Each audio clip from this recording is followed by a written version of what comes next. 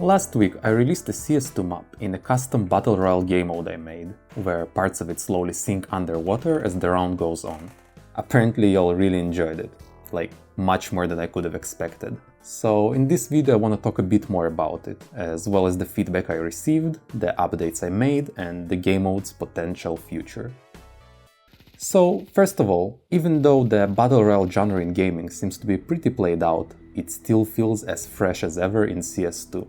The map works surprisingly well in this regard, and provides a fun and unique experience that hopefully scratches the itch left by the absence of Danger Zone. Though, of course, this first release wasn't perfect. Outside of small easy-to-fix bugs like the infinitely bouncing smoke, we found players to be much better at killing each other than I expected, leading to most rounds having 90% of them die in the first 60 seconds and then have the 2 or 3 survivors look for each other on a mostly empty map, which was a common point of criticism since it stretched out the rounds, incentivized camping, and discouraged the use of close-range weapons. I think this issue is caused mostly by players spawning very close to each other, and that's a given since the map is quite small, but also in big part because some spawns just have easier access to guns and equipment than their neighbors, which makes them free kills. So to address that, I shuffled a lot of the equipment about and even adjusted some of the cover in hopes that more of the spawns will be viable for survival at the start of the round. I could have also increased the size of the map to space them further apart and make people survive much longer, but I honestly like the fast pace. I just want the action to be more evenly spread out throughout the fast-paced rounds. Which is why I also adjusted the timings of the syncing platforms to hopefully better align the map size with the amount of players on it and reduce late-game camping. Another piece of feedback I wanted to address was a suggestion to increase the size of the Molotov fire and the HE explosion to make them more viable on such an open map. Now, this is something that was a thing in Danger Zone, nades there were indeed larger, but I never liked this feature since it wasn't consistent with the rest of the game. Like, if it was a Mega Molotov or a Super Ichi and they were clearly separate from what we have in other game modes, it would have been perfectly fine. But taking an item that players are already used to and changing how it works is just kinda annoying. Like, imagine if they also buffed the damage of some of the guns exclusively in Danger Zone. I don't think anyone would have liked that. But I still wanted to do something about it, so I rebalanced the drops of the equipment crate, making it spawn HEs and Molotovs together. So even though grenades are arguably less useful, there are more of them to use now. And as a knock-on effect now, health shots will also drop more frequently, which will increase the player's survivability a bit, which also helps with the problems we mentioned prior.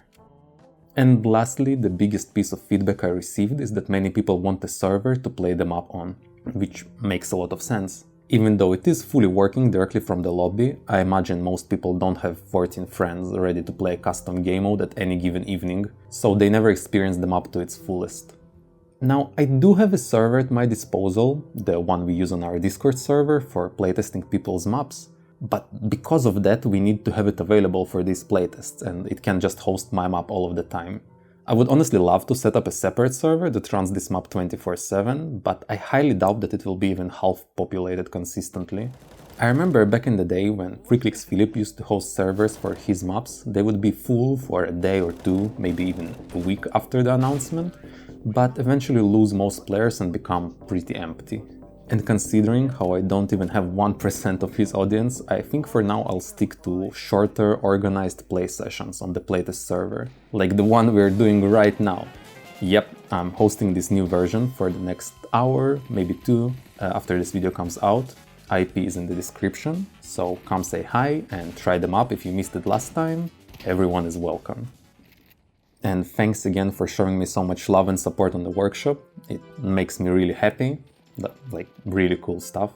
And I do intend to develop this concept further, and I have a bunch of ideas for more features like boats and airdrops, but I'll save them for a new map in this game mode. I think since the one we have right now works so well, it's probably best to keep it this way and not bloat it with extra content. I'd rather take the time to build the new map from ground up with the new features in mind, without being afraid to ruin anything. It will probably take a while, but I'll make sure it's done, so keep an eye out for that. Anyway, this was a bit more of an update video, so sorry if you found it a bit boring.